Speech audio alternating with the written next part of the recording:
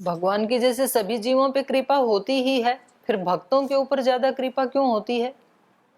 क्योंकि भक्त भगवान की कृपा के पात्र बन जाते हैं। तो पात्र में तो रुकेगी ना कृपा, पात्रता नहीं है तो कृपा तो बरस रही है, रुके कहाँ वो? जैसे बारिश तो हो रही है, बारिश का पानी रुके कहाँ? कोई पात्र रखें तो रुक जाएगा। आप बाल्टी रखें, घड़ा रखें, गिलास रखें, जो भी रखेंगे जितना उसका साइज होगा उतना पानी रुक जाएगा, बाकी का बह जाएगा, बरस तो रहा ही है। तो ईश्वर की कृपा सब जीवों के ऊपर बरस ही रही है, और वो कृपा रुके कहाँ? जहाँ पात्रता हो किसी जीव में। तो माता पिता की, गुरुजनों की कृपा तो बरसती ही रहती है, लेकिन वो रुके कहाँ? बरसती है, बह जाती है, रुकती कहाँ है? पात्र में। तो श्री राम उसके विशिष्ट पात्र हैं। उन्होंने पात्रता अर्जित, क्योंकि वो सबका ख्याल रखते हैं, और जो व्यक्ति सबका ख्याल रखता है उसका ख्याल तो सब रखेंगे, फिर सृष्टि का नियम है। और जो दूसरों की परवाह नहीं करता है, दूसरे भी फिर ज्यादा परवाह नहीं करते। दो तरह के लोग मिलेंगे आपको। कुछ कहते हैं हमें अपना ध्यान, भजन, दिनचर्या, सोना जागना हमारा परफेक्ट रहना चाहिए, उसमें कोई कमी नहीं आनी चाहिए, बाकी जाएं भाड़ में। हम इनके लिए अपनी नींद को थोड़ी खराब कर सकते हैं।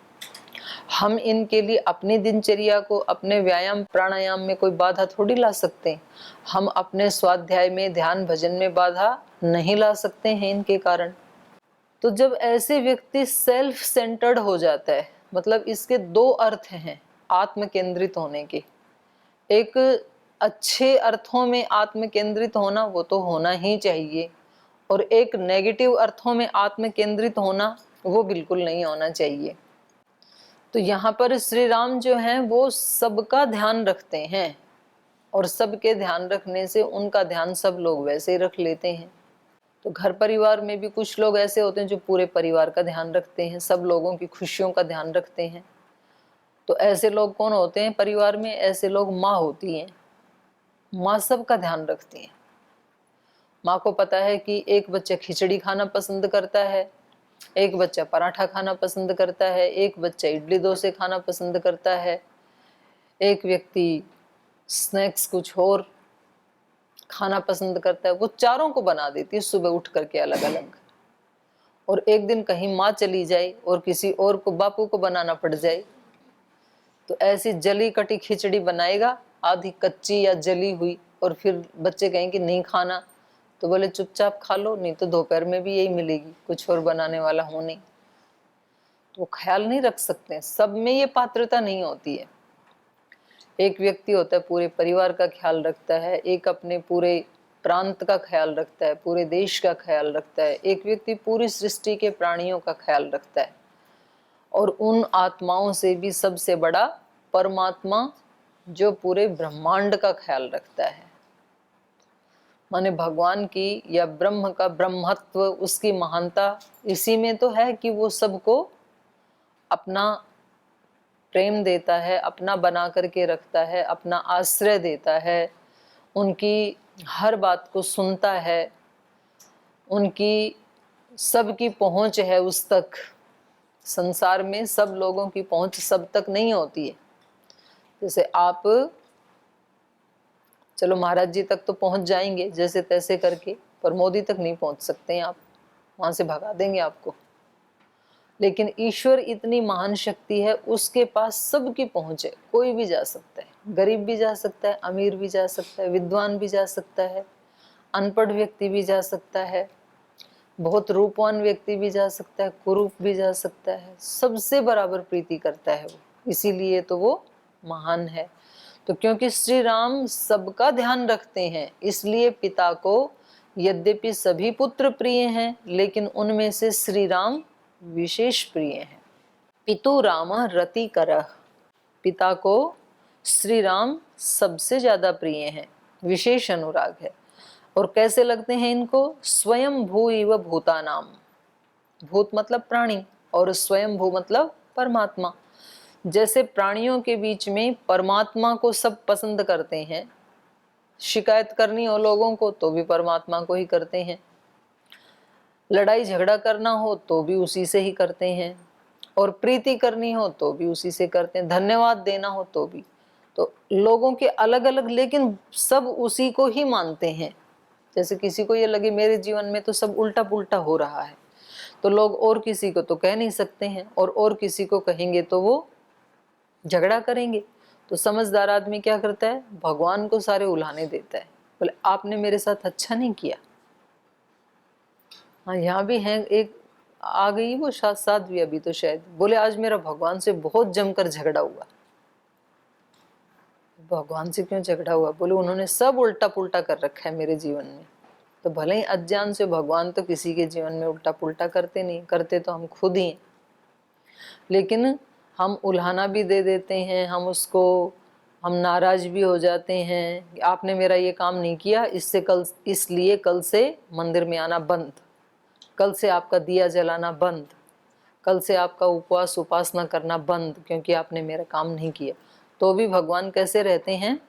परम धैर्य और परम शांति के साथ ही रहते हैं, फिर भी उसका भला ही करते हैं। तो यहाँ भूतानाम स्वयं भूरिव, जैसे प्राणियों के बीच में परमात्मा अपने गौरव सम्मान को, अपनी उच्चता को, महानता को बनाए रखते हुए जरा भी विचलित नहीं होते हैं, ऐसे ही श्री राम बभूव गुणवत्तर, सब प्रजाजनों के बीच में, परिवारजनों के बीच में, गुरुजनों के बीच में ऐसे ही बन के रहते हैं जैसे प्राणियों के बीच में स्वयं भू हों, परमात्मा हों। तो ये एक तो आइडेंटिटी समाज बनाता है, एक आइडेंटिटी व्यक्ति अपनी खुद बनाता है। तो जो खुद बनाता है वो ज़्यादा महत्वपूर्ण होती है, समाज जो बनाता है वो ज़्यादा महत्वपूर्ण नहीं होती है। समाज आपको कहता है कि आप ऐसे हैं, ऐसे हैं, ऐसे हैं, ऐसे हैं, और उसको सुन करके आप परेशान हो जाएं, और होते ही हैं, क्योंकि लोगों को दूसरे से अप्रूवल चाहिए। तो क्यों चाहिए?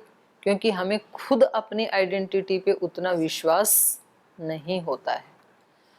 होना चाहिए उल्टा, कि हमने अपनी एक छवि बनानी चाहिए, मैं भगवान का भक्त हूँ, मैं एक ऐसे गुरु का शिष्य हूँ, मैं एक ऐसे कुल खानदान का बालक हूँ, मैं ऋषियों का अनुयायी हूँ, मेरी आइडेंटिटी ये है। और जिसको जो समझ में आता है वो बोल रहे हैं, वो उनके व्यूज़ हैं, जिनको समझ में आता है वो वैसा आचरण कर रहे हैं, वो उनके संस्कार हैं। मुझे कैसे करना है? जैसे मेरे संस्कार हैं। सब लोग मेरे साथ बुरा ही करें और मैं बदले में अच्छा ही करूं, ऐसा क्यों? मैं अच्छा क्यों करूं सबके साथ? क्योंकि मैं अच्छा हूं। तो व्यक्ति सोचते हैं ना भाई सब बीमार पड़ गए लेकिन मुझे स्वस्थ रहना है। तो जब सब बीमार पड़ गए तो मैं स्वस्थ क्यों रहूं? सबको कोरोना हो गया तो मैं कोरोना से वंचित क्यों रहूं? क्योंकि मुझे कोरोना नहीं चाहिए, क्योंकि मैं योग करता हूं। तो वहां पर तो व्यक्ति को कोई तकलीफ नहीं होती है स्वस्थ रहने में, लेकिन यहाँ इमोशनली व्यक्ति को दिक्कत होती है कि जब सब लोग मेरे साथ ठीक व्यवहार नहीं कर रहे हैं तो मैं ठीक क्यों करूं? जैसे को तैसा, टिट फॉर टैट। ये तो एक सामान्य सोच हो गई। और दूसरे जो कर रहे हैं वो उनके अपने संस्कार हैं, उनके अपने विचार हैं, उनका अपना एक अकाउंट चल रहा है सृष्टि में, मैं अपने वाला काम करूं। ये होता है फिर थोड़ा अलग हटके, अलग व्यक्तित्व। तो अपनी दृष्टि में व्यक्ति को अपनी आइडेंटिटी ऊंची ही रखनी चाहिए, नीची नहीं रखनी चाहिए कभी भी, क्योंकि जैसा व्यक्ति खुद सोचता है वैसा व्यक्ति फिर बन जाता है। तो ये अहंकार को पोषित करने वाली बात नहीं कही जा रही है कि आप जैसे हैं नहीं और उससे भी ऊंचा ही आप अपने को सोचने लग जाएं। आप कहें कि श्री राम यदि स्वयं भू थे तो मैं कौन सा राम से कम हूँ? मैं भी स्वयं भू हूँ। तो यहाँ मेरे को जो जमेगा वो मैं करूँगा। ये लोग मेरे को नियम में जाने की कहेंगे, यज्ञ में जाने की, योग में जाने की बात कहें, कक्षा में जाने की बात कहें, मैं नहीं जाऊँगा, क्योंकि मैंने अपनी आइडेंटिटी क्या बना ली? स्वयं भू। और ऐसा दीदी ने बताया था। तो ऐसा मिसयूज मत करना मेरे शब्दों का, वो नहीं कह रही हूँ मैं ये कह रही हूँ कि व्यक्ति के अंदर कभी हताशा, निराशा, दीनता, दरिद्रता ऐसे छोटे विचार नहीं आने चाहिए। व्यक्ति के अंदर अपनी आइडेंटिटी ऐसी होनी चाहिए कि मैं ऋषियों की संतान हूं, मैं भगवान की संतान हूं। अमृतस्य पुत्रा वयम, वेद ही कह रहा है। शृण्वन्तु विश्वे अमृतस्य पुत्रा वयम, सभी सुने, हम सब क्या हैं, उस अमृत के पुत्र हैं। उन्होंने बनाया है हमें, किसी साधारण व्यक्ति ने नहीं बनाया। किसकी प्रोडक्टिविटी हूं मैं? ईश्वर की, स्वयं भगवान ने मुझे बनाया है। तो इस तरह का गौरव तो होना चाहिए व्यक्ति के अंदर। तो श्री राम का ऐसा ही गौरव है। इसलिए यद्यपि महाराजा दशरथ जी को सभी पुत्र प्रिय हैं, लेकिन राम उनको ऐसे लगते हैं जैसे भूतानाम स्वयं भू इव। स ही रूपोपन्नश्च वीर्यवाननसूयक भूमा वनोपम सोनोर्गुणै दशरथोपमः। क्योंकि स ही, वो श्री राम, रूप उपपन्नश्च वीर्यवान, रूप से भी उपपन्न है और पराक्रम से भी उपपन्न है। दोनों बातें, रूप भी सुंदर है उनका और उनका पराक्रम भी बहुत सुंदर है। और अनसूयक, ये बहुत सुंदर विशेषण है। अनसूयक, किसी से भी ईर्ष्या नहीं करते हैं वो। नाम सुना होगा ना आपने, अनसूया, तो बहुत बड़ी महासती हुई हैं। तो वो महासती क्यों हुई, कैसे बनी? इसी से, उनके अनवर्थ संजय है ये। उनका आचरण कैसा था? अनसूया, वो किसी से ईर्ष्या नहीं करती हैं। नहीं तो व्यक्ति को उसके पास चाहे कितना भी है, पर उसके बराबर वाले के पास यदि उतना आ गया तो तुरंत ईर्ष्या पैदा हो जाएगी उसको। और ये ईर्ष्या पैदा होना ही व्यक्ति को छोटा बना देता है। हम अपने बराबर वालों की तुलना करने लग जाते हैं, यहाँ तक कि हम उनके कपड़ों की होड़ करने लग जाते हैं। ये ऐसे कपड़े पहनते हैं, मुझे भी ऐसे कपड़े चाहिए। ये लोग ऐसा खाना खाते हैं, मुझे भी वैसा खाना खाना है। ये लोग आधा लीटर दूध पीते हैं, मुझे भी आधा पीना है, चाहे पचे ही नहीं, दस्ती लग जाए बेशक। ये इतना घी खाते हैं, मुझे भी इतना ही घी खाना है। इनको लोग किस लिए पूछते हैं, ये ऐसे बोलते हैं, मुझे भी वैसे ही बोलना है। इनके पास इतना धन है, मेरे पास भी उतना ही होना चाहिए। इनके पास ऐसी गाड़ी है, ऐसा मोबाइल है, मुझे भी अब की बार वैसे ही मंगवाना है। तो ये चीजें फिर आदमी को आगे नहीं बढ़ने देती हैं। उसका जो प्रारब्ध था वो उसको मिल रहा है, आपका आपको मिल रहा है। और कभी भी दो व्यक्तियों की बराबरी होती नहीं है, क्योंकि उनके दोनों के प्रारब्ध, उन दोनों के संस्कार अलग अलग हैं। कितना भी जोर लगा लें, मतलब दूसरों की तुलना तो छोड़ें, सगे माता पिता के जो 2-3 बच्चे होते हैं वो भी बराबर नहीं होते हैं कभी भी। माँ बाप चाहे माँ बाप तो भी उनको बराबर नहीं कर सकते, क्योंकि दोनों के संस्कार अलग अलग हैं, दोनों का कर्माशय अलग अलग है। तो जैसा जैसा लेके आए हैं वैसा वैसा उनको मिलेगा। ठीक है, माता पिता तो अपनी तरफ से एक ही जैसे संस्कार देते हैं, एक ही जैसा इन्वायरमेंट भी देते हैं, पर वो भी तो साथ लाए हैं कुछ, वो कहाँ जाएगा? अगर केवल माता पिता या गुरुजनों के दिए हुए संस्कार और उनका बनाया हुआ इन्वायरमेंट यही यदि मुख्य होता तो एक गुरुकुल में रहने वाले सब ब्रह्मचारी बराबर होते, क्योंकि सबके लिए एक ही इन्वायरमेंट है, सबके लिए एक ही शिक्षा है। लेकिन ऐसा होता तो नहीं है। क्यों नहीं होता है? क्योंकि वो प्राणी अपना भी तो एक बैगेज साथ लेके चल रहे हैं पीछे तक का, तो वो कहाँ जाएगा? वो भी तो काम करेगा अपना। तो श्री राम कैसे हैं? अनसूयक, ईर्ष्या नहीं करते हैं किसी से भी। और जो ईर्ष्या नहीं करता है, अपने काम में लगा रहता है, तो उसकी कम से कम इतनी शक्ति तो बच ही जाती है जो ईर्ष्या में खर्च होनी थी। वो तो वेस्ट ही है ना, उससे कुछ बनना तो है नहीं। अपने को जो मिलना है वो तो मिलेगा ही मिलेगा, पर जितनी शक्ति हमने ईर्ष्या करने में वेस्ट की, उस शक्ति से तो हम कुछ नया सृजन करके बढ़ा सकते थे अपने आप को। तो श्री राम किसी से तुलना नहीं करते हैं, वीर्यवान भी हैं, रूप से उपपन्न भी हैं, रूपवान भी हैं, वीर्यवान हैं, और किसी से भी ईर्ष्या नहीं करते हैं वो। भूमौ अनुपमः सोनु, भूमौ पृथ्वी के ऊपर, सोनु, सोनु मतलब पुत्र, ये निघंटु में आया है। अपत्य नाम सुपठितम, सोनू से ही बिगड़ करके सोनू बन जाता है। छोटे बच्चे को बोलते हैं ना सोनू मोनू, तो वो संस्कृत का सोनू शब्द है। सोनू मतलब पुत्र, अपत्य। तो भूमौ अनुपमा सोनू, ये श्री राम कैसे हैं? इस धरती के ऊपर अनुपमा, जिसकी उपमा नहीं दी जा सकती, माने श्री राम किसके जैसे हैं?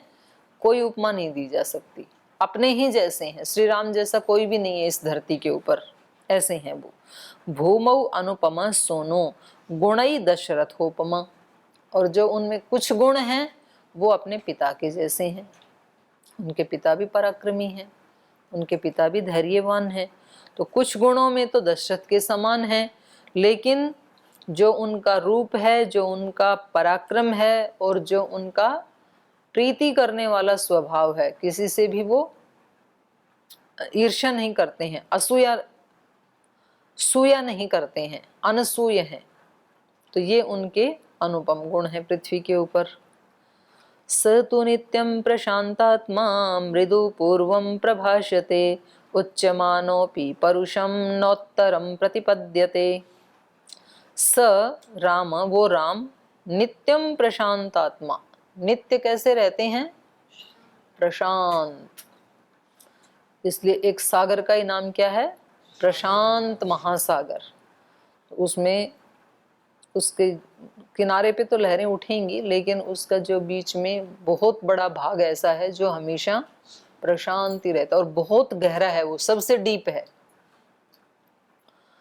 तो ऐसे श्री राम कैसे हैं? नित्यम प्रशांत आत्मा। थोड़ी थोड़ी देर के लिए तो सभी प्रशांत होते हैं, और कम से कम नींद में तो सभी प्रशांत हो ही जाते हैं। तो उस नींद वाली प्रशांतता को उस व्यक्ति के व्यक्तित्व में नहीं गिना जाएगा, क्योंकि वो तो भगवान की व्यवस्था से भगवान प्रशांत कर देते हैं, हम थोड़ी होते हैं अपने पुरुषार्थ से। लेकिन कोई जगते हुए भी वैसे ही प्रशांत रहे तो ये तो फिर उसका योगश चित्तवृत्ति निरोध का अभ्यास है, नहीं तो नहीं रह सकता है व्यक्ति। तो श्री राम ऐसे हैं नित्यम प्रशांत आत्मा, हमेशा नित्य कैसे रहते हैं? पूर्ण प्रशांत रहते हैं, हलचल नहीं चलती उनके चित्त में। मृदु पूर्वम प्रभाषते, मृदु बोलते हैं, और पूर्वम प्रभाषते, पहले अपनी तरफ से पहल करके बोलते हैं। जैसे कोई नए व्यक्ति मिलते हैं तो कभी कभी किसी को देख करके लगता है कि ये बहुत अच्छे व्यक्ति हैं, एक इम्प्रेशन होता है ना फर्स्ट ही, उनसे कोई जान पहचान नहीं है। कहीं आपको रेलवे स्टेशन पे, बस स्टैंड पे, एयरपोर्ट पे कुछ व्यक्ति मिलेंगे, उनको देख करके ही उनके प्रति प्रीति की भावना होती है। तो वो ऐसा इसलिए होता है कि इस व्यक्ति का और उस व्यक्ति का जो ओरा है वो मैच करता है। और किसी किसी व्यक्ति को देखते ही मतलब इरिटेशन होता है, अनजान है वो, हम उसको नहीं जानते, वो भी हमें नहीं जानता, पर पता नहीं उसको देख के हमें अच्छा नहीं लगता है। तो उसका कारण ये होता है कि उसके हाव भाव, उसका ओरा और हमारे हाव भाव, हमारा ओरा मैच नहीं करता है। और जिनके साथ मैच भी करता है हमारा, जिनसे बोलने की भी इच्छा होती है, वो हमें अच्छे भी लगते हैं, तो भी हम उनसे बोलते नहीं हैं। हमें लगता पता नहीं भी कौन है, हम पहले क्यों बोले, यही पहले बोल ले। तो श्री राम कैसे हैं? पूर्वम भाषते, अपनी तरफ से पहल करके बोलते हैं।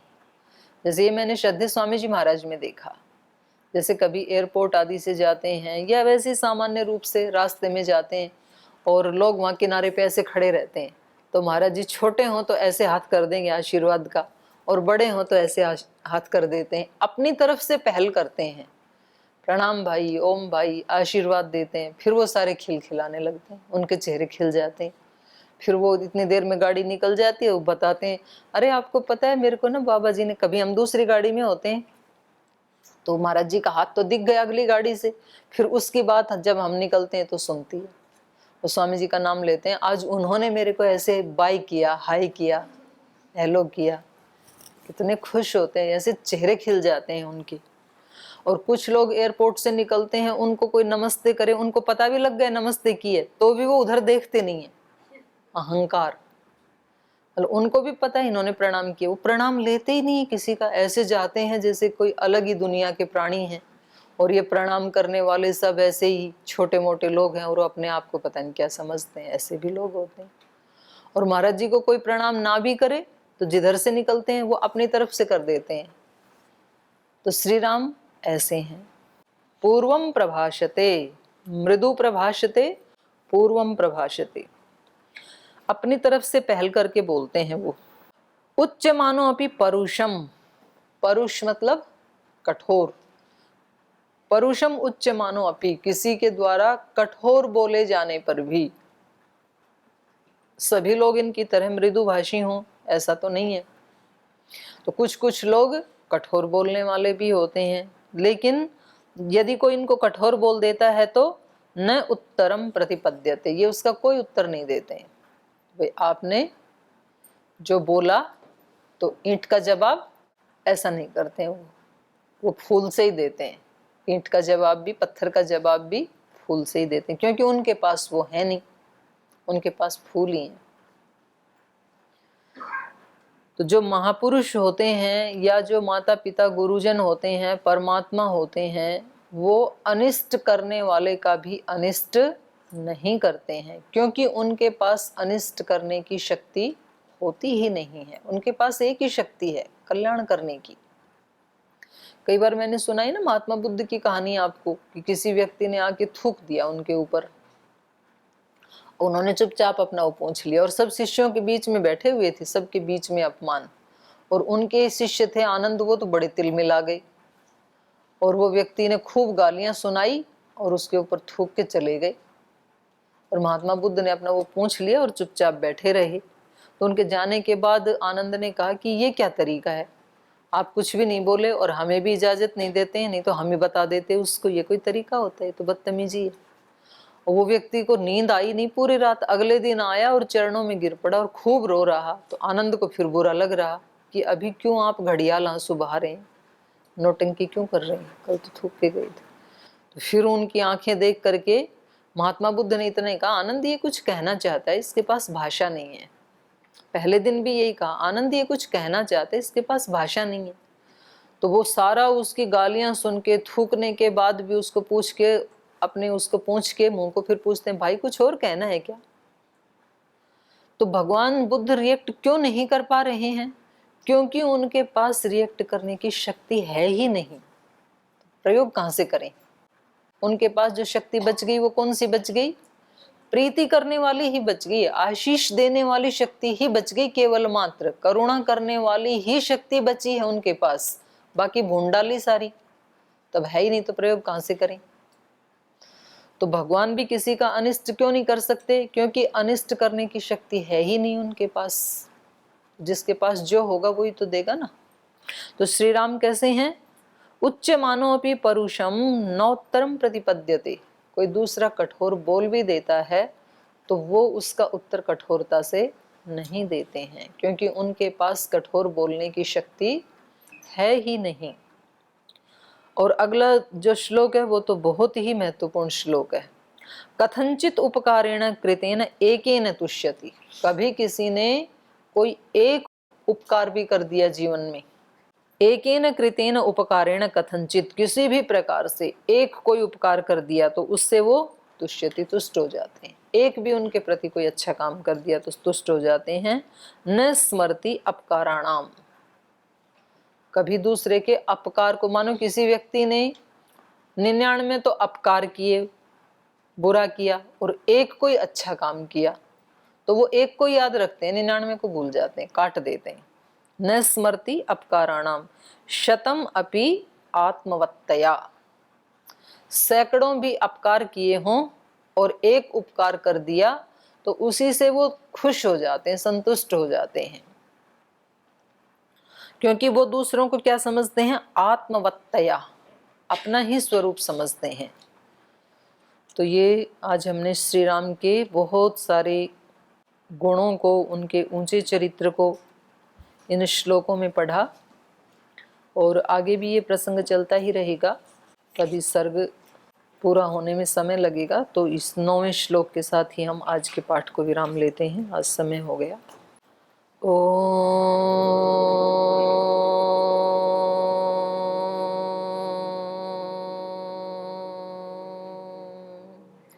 शांति शांति शांति। श्री गुरुभ्यो नमः।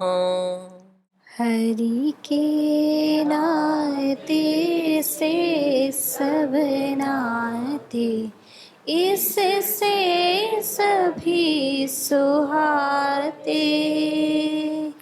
हरि के नाते से सब नाते, इससे सभी सुहाते।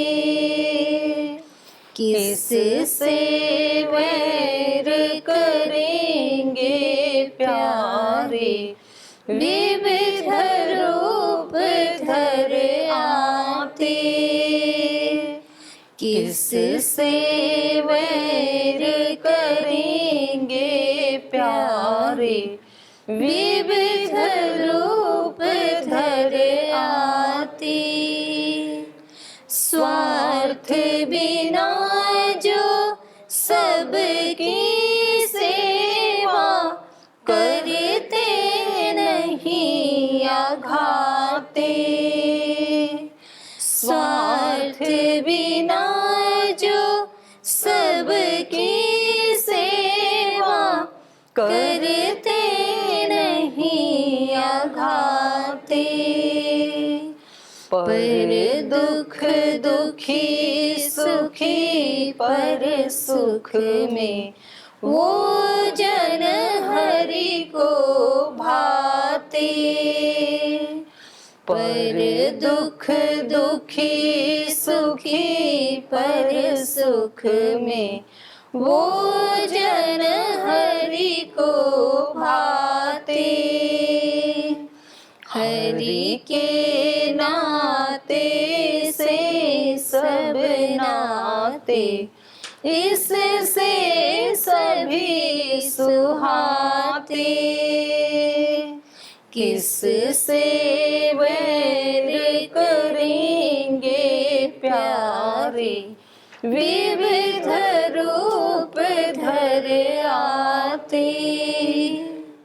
विविध रूप धर आते।